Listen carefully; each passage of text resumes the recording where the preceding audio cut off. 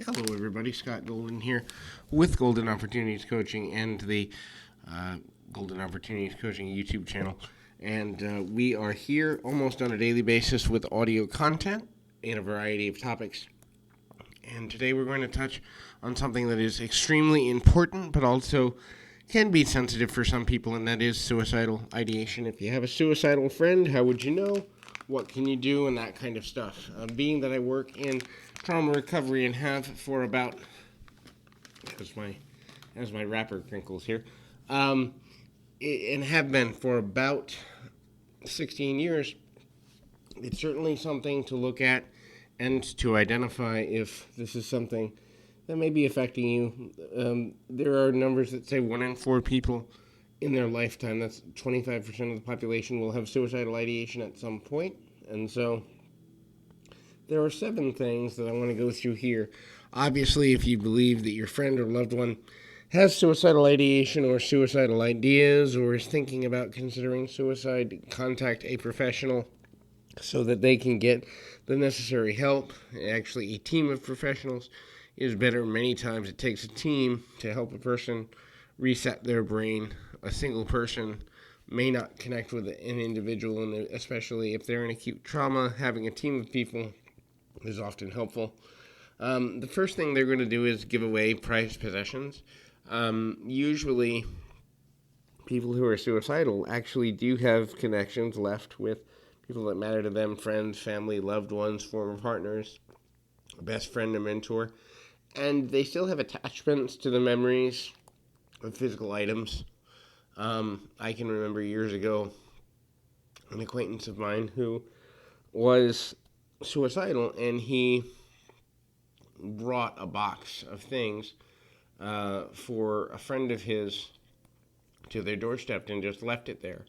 No note, no explanation. And they called me and said, "Hey, what's going on with so and so?" And I said, "Right away, we need to set an intervention." It's not necessarily even about the stuff; it's about the symbolism that the stuff, whatever the stuff is, represents to the person who's considering ending their life, and they want those physical items to be placed before they go. It brings them a sense of peace and finality. So the next is they talk about and or making last arrangements, whether that be making arrangements for the funeral home, whether that be talking about where they'd like their ashes spread, or upping life insurance policies, talking about burial procedures. I've even heard people that talk about having certain songs played at a funeral service. These are very out there, and when I say out there, I'm not meaning critical, but out there meaning extreme signs. And if a person's to that line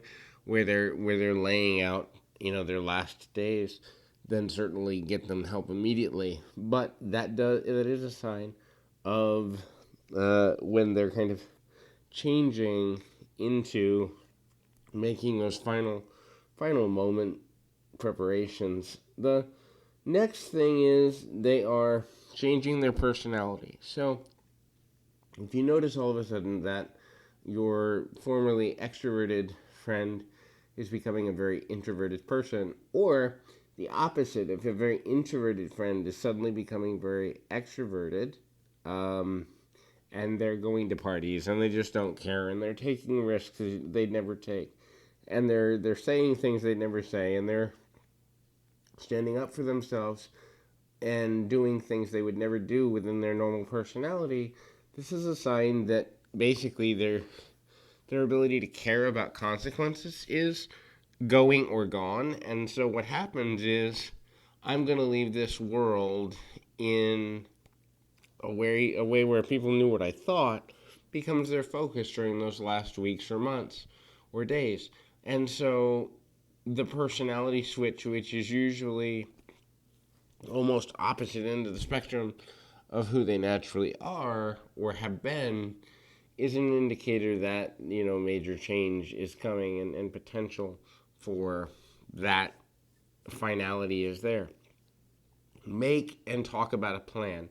So that's the one of the biggest things is when you're talking to someone who has suicidal ideation, one of the questions you want to ask is, "Hey, I know you say you're going to do this. Have you thought about how?" And it's not because you're driving them to do that at all, but it's the detail with which someone explains how they would do it. Oh, I'm going to take pills, or I bought a gun, want to see it, or I'm going to run a car into a tree.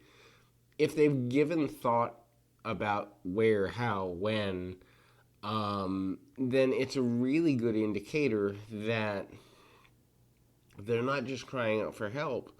They've taken steps, whether it's buying weaponry or buying extra pills, prescription or non-prescription, or loading up on alcohol, or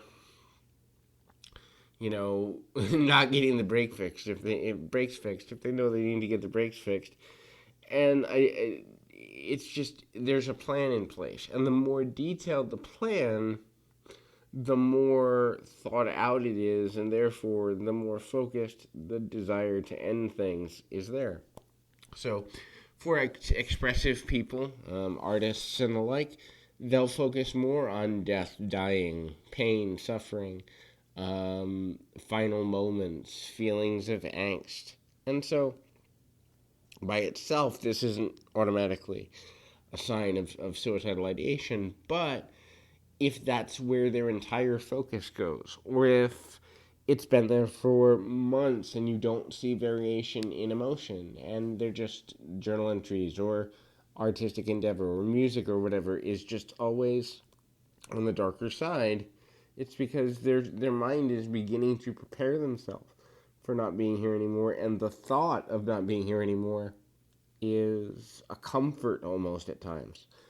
As someone who, when I went through my own struggle with coming out of abusive situations, child abuse, and the like, I've been in the mode where I believed that not being here anymore would be better for me. And I have been through one adult relationship that made me believe same.